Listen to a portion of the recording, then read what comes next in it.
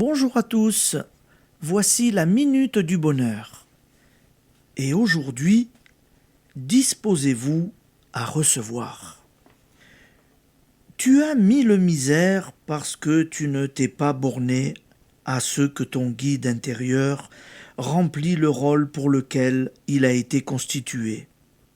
En voilà assez. C'est Marc Aurèle qui témoigne vis-à-vis de ses propres erreurs de pensée, de cette vigoureuse impatience.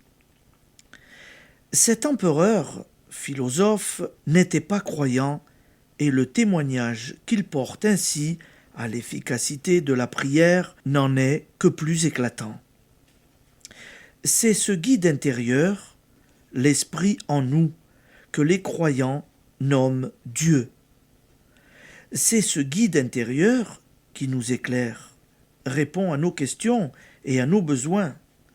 C'est lui qui nous comble de grâces spirituelles comme de bienfaits matériels, qui nous donne le pain quotidien et nous délivre du mal. À ce guide intérieur, nous pouvons avoir recours en toute nécessité. Mais comment l'atteindre ?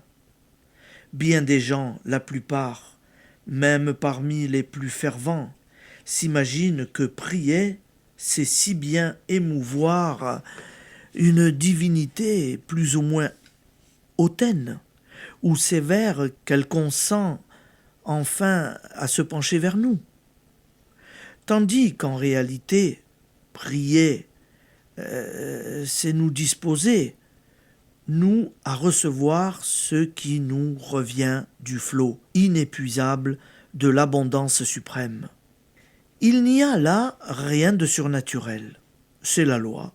En est-il autrement dans la vie de tous les jours ?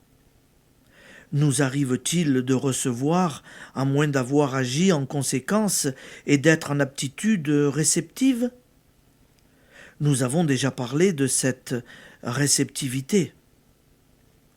La réalisation des miracles est souvent précédée d'une préparation afin de mieux nous faire comprendre cette vérité.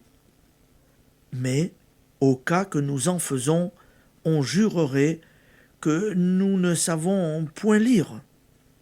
Dans l'Ancien Testament, le prophète Élisée emplit d'une huile miraculeuse les vases qu'une pauvre veuve a réunis pour la recevoir. Mais lorsqu'il n'y a plus de récipient, l'huile cesse de couler. Dans le Nouveau Testament, le Christ fait d'abord remplir des urnes vides avec de l'eau, qu'il changera en vin pour réjouir les convives des noces de Cana. Et il ne se manifeste pas à Nazareth. C'est que ses compatriotes n'étaient pas disposés à recevoir. Lorsque nous demandons à l'Esprit en nous de nous aider, sommes-nous toujours dans l'attitude réceptive, nécessaire, vide de nos doutes et de nos égoïsmes?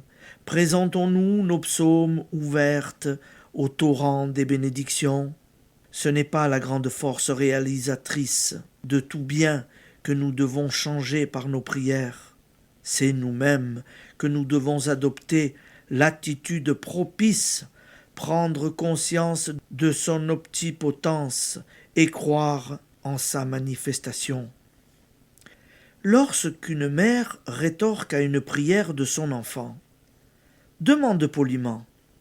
Il ne s'agit pas pour l'enfant d'incliner à la générosité le cœur maternel, mais d'apprendre à formuler ses demandes avec l'amour, l'abandon, la confiance, la gratitude anticipée qui implique la réalisation. Vous êtes le fils bien-aimé de ce guide intérieur, de ce Père qui est en vous. Application. Préparez-vous à recevoir en même temps que vous demandez. Merci et bonne journée à tous. À demain.